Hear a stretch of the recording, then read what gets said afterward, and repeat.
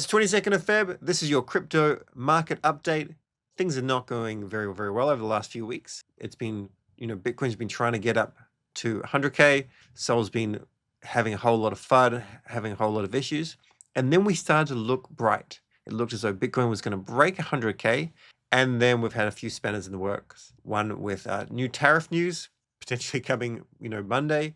Also with a massive $1.4 billion Ethereum hack of Bybit, which was absolutely insane and massive. So if we have a look here, nothing really changed too much. Things that went, pumped up too high. If you check them on the daily charts, you'd see that the RSI was probably too high and a pullback was going to be given. Sonic has been absolutely flying.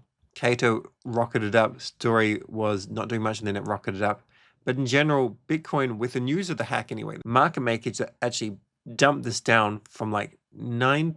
Well, how far did it come down from in the last 24 hours? So we're like at $99,000 and then it dumped down to 94, or about 95, and then we've picked up a little bit. So market makers are certainly liquidating people there. There was bullish sentiment and there was money to be made. And that's just what happens. ETH had a bit of a tumble, Sol a bit of a tumble, but this is, actually in the last few days, this is kind of looking okay. Last 24 hours, nothing's really doing too badly, to be perfectly honest. The major news was all this money being wiped out from the stock market, which is fine. It'll come back. That's kind of what is a major catalyst. This relates to the tariffs. Let's move on to the crypto news. We'll cover the actual hack because most people have already seen it at the end, just with a little bit of information. So Bitcoin itself, like the fundamentals are very strong, right? The fundamentals for more demand. That's essentially what makes the price go up. More people buying than selling. Not any talks of decentralization or whatever. That kind of, it's a narrative that's helpful, but at the end of the day, big money comes in because they think number will go up. It's that simple. The Senate Banking Subcommittee is holding a hearing on Bitcoin and crypto legislation next week, and this could be the start of actually getting Bitcoin into this Federal Reserve Emergency Fund. Can't remember what the name of the fund was, but basically, trying to get the US out of debt by having Bitcoin. Probably the biggest news, which wasn't overlooked, but it was slightly overlooked given the fact that the hack then happened a couple of hours later, was the SEC has been at war with Coinbase for a whole number of years.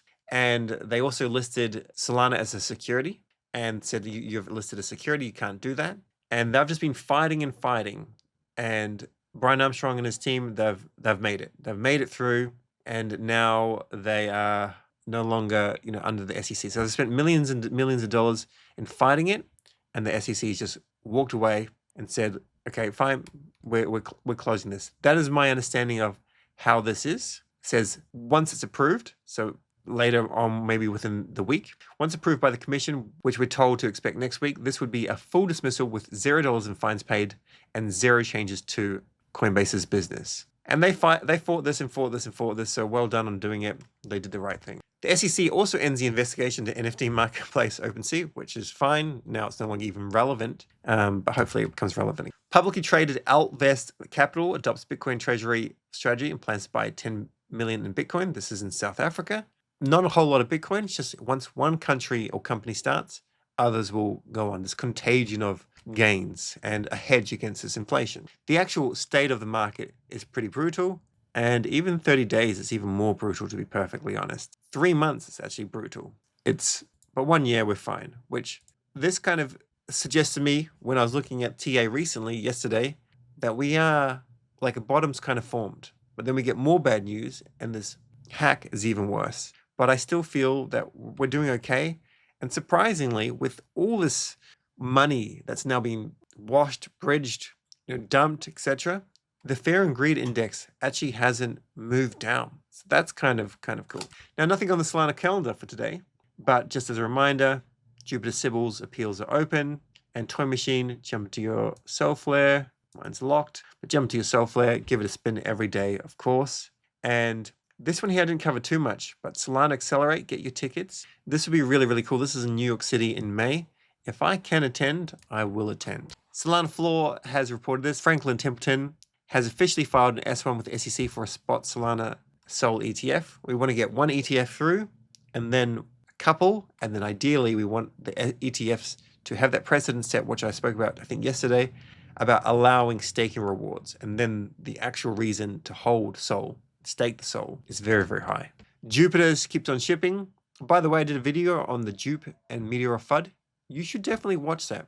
And I'm very happy with anyone to disagree with me in the comments on that.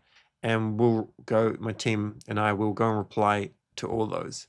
Definitely don't want to be in the echo chamber here, but I'm still thinking Jupe and Meteor and JupeNet are going to be absolutely massive. And you want to stand by with a bit of loyalty here. Allow them to fix whatever went wrong. But back to Jupe itself. Ultra mode is now 40% faster. And you can also have 0 Sol in your wallet. So you can send someone USDC and they can swap. And the market maker will kind of pay that gas fee in order to make that transaction happen. Something along those lines, which is pretty cool. You can do it with a whole lot of different tokens. I don't know which ones they are because I haven't got a response from the Jupe mobile team yet, or just Jupiter in general.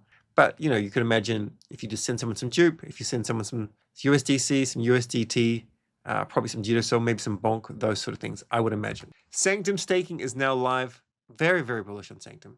And the cloud token doesn't have a whole lot of volume or anything right now, but they're doing the right kind of governance. They're doing Futagi, which is the best form of governance. And now they have staking. They're just going to grow and grow and grow. And I'm going to help them however I can, just purely as a community member. That's all. We have this other token here, PAWS Lab. I have no idea what it is. It's a Telegram mini game is what I've been told. But the power of Solana in your pocket, access Solana dApps right from your phone. Own a Chapter 2 pre-order token, you'll be eligible to claim some PAWS. So just follow this. I'll let you know when it's all kind of going live. But if you have one of those pre-order tokens, and a lot of you would that have watched my content, you'll be able to claim some of the token. I don't really know much about it. It has a whole lot of followers, but most of these tend to be farmers. I found out about that last time I'd used a Telegram minigame. So not necessarily bullish, not bearish, just have no knowledge, but it'll be an airdrop. Get amongst it. Now, I don't want to cover this too much. I just want to put it on your radar because it'll be irresponsible if I don't. Given that he just says the nastiest things, he seems as though he's not even running his Twitter account. He's gone crazy. He's basically been a Nazi. And I'm not using that term lightly. He's going to launch a coin. You can get some of that coin. You will probably make some money if you buy at the right time or if you deal a mimic. But I don't want to cover it actively because of this. Razma says that the Mossad, the Israeli intelligence agency, are trying to get him so that he does this and then, you know, put in jail for wire money fraud or something like that. I don't know. It's all crazy. All current coins are fake. I'm launching next week. There's tokens coming out all the time. They're always fake. Even one person was like from a celeb, like a footballer, like an NFLer that had a photo of Kanye saying this is the real token. It's clearly fake, but it still suckers in liquidity and then he says it's fake and then it dumps. So keep that in mind. Now on top of that, Token Guy has quote tweeted this: Soul Sniper founder shows how you can snipe real Kanye West token. So you can check that out, but keep in mind that this will just be, there'll be a lot of hype on this. There'll be a lot of people that hate it, but they'll also want to get it just because they think it has value to them. So when that happens, it's just going to be a battle of snipers, I think. I would probably like DGN a very small amount, you know, $100 or whatever in the first kind of five minutes, and I'll let the chart kind of find its rhythm, and then I'd start to DLMM there, and then I'd pull out after some gains. I'm not going to be too greedy. If at all I even touch this, I may not even touch it. All right, let's talk about the Bybit hack. We all know that a huge amount was stolen. Apparently it's 1.37, now it's 1.46.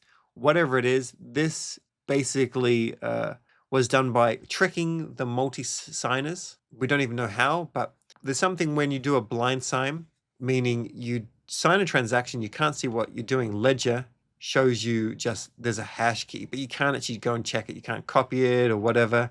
There would be some maybe advanced way to do it, but they didn't have enough protection. So the operational security was actually not very good. Some people think that Bybit, even though they've got the funds to cover this, because they do have the funds, or they have the revenue, they have the ability to generate, you know, invest in money or whatever, to come back from this would be hard. And I can see that point of view. I think you have to be burned in crypto in order to understand the risks, and you have to have a major breach in order to understand the risks. So this would make me more bullish in a sense on them for messing something up, because a new exchange that comes along, same deal. They're going to have the same problems. Binance has been hacked, by the way. I believe this was the biggest one. It was very, very sophisticated. And what makes it terrifying is the fact that the amount of coordination and social engineering that would have happened to make this happen would have been quite intense because it came from a legitimate looking UI, their multi-sig partner, Safe. And they moved it from a cold wallet to a warm wallet. Some people keep on saying, well, makes me bearish, you're calling it a warm wallet. Warm wallet, I believe, does exist. A warm wallet is not like a pure hot wallet. It's a hot wallet is something which you have on your phone or whatever. It's just always connected to the internet, whatnot. You got your cold wallet, which is offline keys. It gets moved to warm wallet, which has multi-sig in it. It's got a higher level of security, and then it's a hot wallet. So you're not going to have hundreds of millions or billions in a hot wallet. Either way, this was terrible for the industry. Bybit is reaching out to partners like Binance and taking loans to cover withdrawals. They don't want to go and buy the ETH off the market. That's just going to pump up the prices. You'll have to DCA in or just set in bids. They'd have to use some of their revenue. You want to go and borrow it and start to get it back. They were also hoping they would be able to get some of it back from the hacker with like a bounty or whatever, but it turns out that that's not going to happen. It was solved, the bounty was solved by Zach XBT for like about 50K or so, and the group behind it is Lazarus Group. Sure, you know about Lazarus Group. They're a North Korean, Republic of North Korea or whatever they call. They are from that group. Now, very, very important here, actually just random. When I've done like different podcasts or spoken to different people, and they've asked about like, I need to find this dev or this dev, which is not my specialty at all. I know like good devs are really hard to find. They often get a whole lot of DMs from people. These people that DM are often actually connected to North Korea. And what they do is they say in DMs, hey, I'm interested in this job. You know, I've got these skills and these skills and these skills. And the person replies going, okay, cool. You know, send me through some stuff. It looks all good. And then the person that's been DM'd, they say, Kim Jong-un is a fat pig or something like that. Just write that and then it'll be fine. People always are like, why are you wasting my time? Why are you wasting my time? Because they're not allowed to say these things, apparently. And my point is, like, you've got to be super, super vigilant here. There will be some FUD that will start to attach itself to hype, like Hyperliquid, because these guys are so sophisticated at scamming, and they're not going to be in North Korea necessarily. They'll be all around the world. They'll just have contracts with North Korea, or they'll be from North Korea in terms of like bloodline or whatever. You can read about it yourself if you want. But my point is, like, it's kind of scary. It's kind of scary. Crypto is scary that it can be hacked so well. Like, your operational security needs to be absolutely insane in order to beat them. And you have to be paranoid if you're like a big leader. And that's why like a lot of bigger whales, they have not doxed their identity really at all. Anyway, they're starting to move, see some funds being moved to bridge to convert to Bitcoin. They're watching this. They're not going to be able to get it back. If they manage to block it, if a DApp manages to block it and then take custody of it and send it back to Bybit for some sort of bounty or whatever, that would be brilliant. But this Lazarus Group guys, they are very, very patient. They will take years to get rid of it. There's also been some suggestion that Ethereum roll back the chain. I believe that's only come from Bitcoin maxis, and other people that have been doing it have been more jokes. But right now, North Korea holds so much Ethereum, more than the Ethereum Foundation, more than Vitalik.